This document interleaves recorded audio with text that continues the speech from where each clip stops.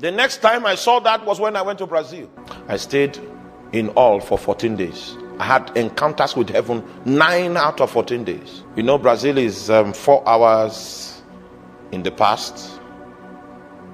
And if you are using South African Airlines, South Africa is 2 hours, 1 hour in front. 1 hour in front. So when you are traveling from South Africa to Brazil, you are traveling from far future to far past.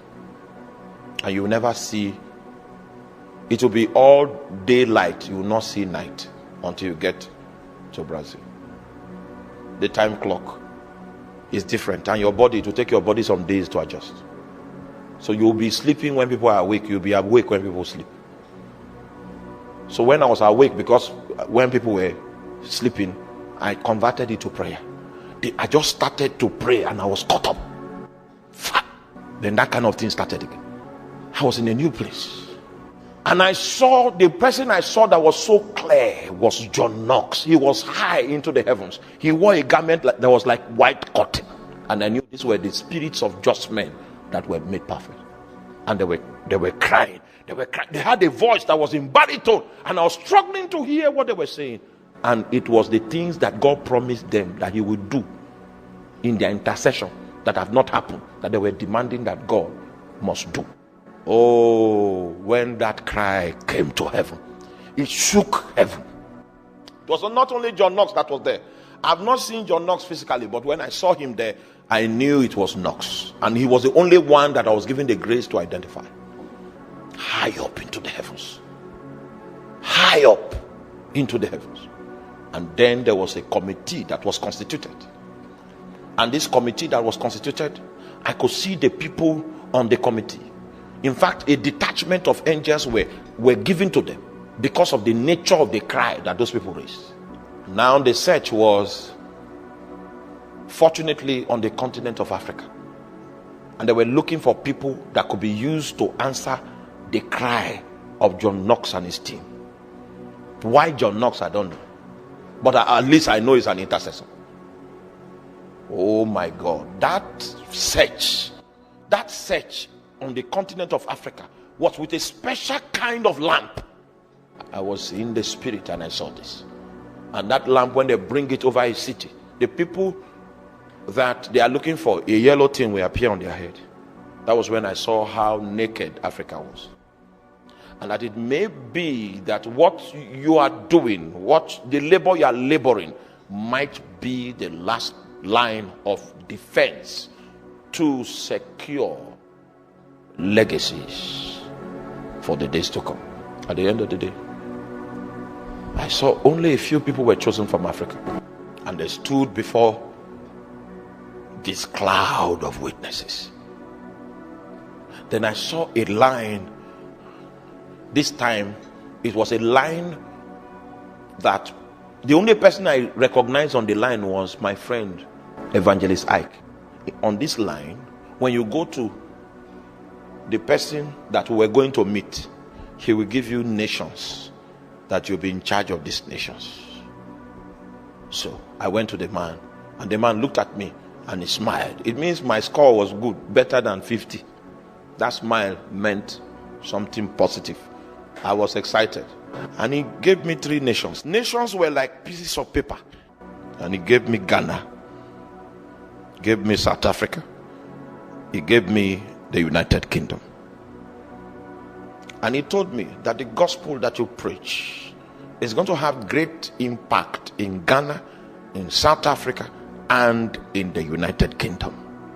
That this forms the shape of labor that you will do in the days to come.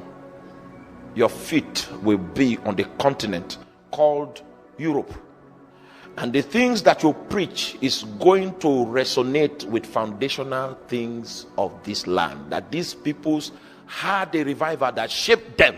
And I'm sending you because your voice is going to resonate with the frequency of the revival that is their true heritage, that witchcraft wants to hijack now. That happened on the 4th day. So I was seeing my friend. I was wondering why Nigeria was not. When I peeped, because Evangelist Ike was behind me, I peeped into his own decision. I saw 3 nations. And what was big on it was Nigeria. So I told him, I said, you are in Brazil, but I saw your name. I saw your name. That was on the 5th day. And I began to pray. I said, okay, what do you demand from me? What do you demand from me? When I came out of the plane, my desire for my government job, it fell off my heart. Every new season will demand something. These things I tell you, you will not find it in Bible study. It is when you are quickened to journey the walk that is in the presence of God. And I preach what I preach today because God is calling his sons and his daughters, because he wants to give them blueprints and templates to work with. Suddenly, I began to see signs, great signs.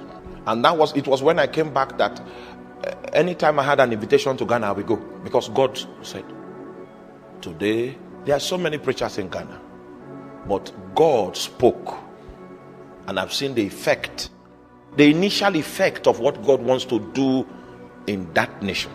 Friends, there's something God wants to tell you now, and that will become the meaning of what God is expecting from your life in this season. The reason why we did School of the Spirit is so that you can understand the government that is hid in his presence. There are many things that your eyes will never see outside of the presence of God. As I minister to the sick and minister in the supernatural, that cherub never comes to strengthen me on the pulpit, because I know the 2 angels that minister with me until the month of April.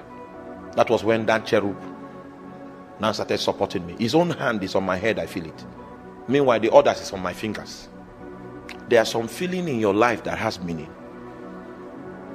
especially when you started feeling it consistently. When the presence of God begins to build around you, it is full communication. These are things that you have to discern, so that you will know when God wants you to take an action that will bring forth deliverance. Many people that have been sent to destroy you will discover how impotent they are if you understand the things that I'm talking about. Your life will not end the way your father's own ended. There is a covenant that is at work. The people that God will use are not many. He will preserve the few that he has now. There are not many. I recommend that you take some time to go on an adventure, because God has something to say. God has something to say. My prayer points changed. My emphasis changed. The way I studied my Bible changed, because I was seeing something beyond what I was used to. I was used to being a preacher in Makurdi. I love Makurdi. I love standing on this pulpit, but I know that a time will come where it will take time before I stand here. A new season will change your life forever. God is eternal, but he administers his purposes on the face of the earth in seasons and time.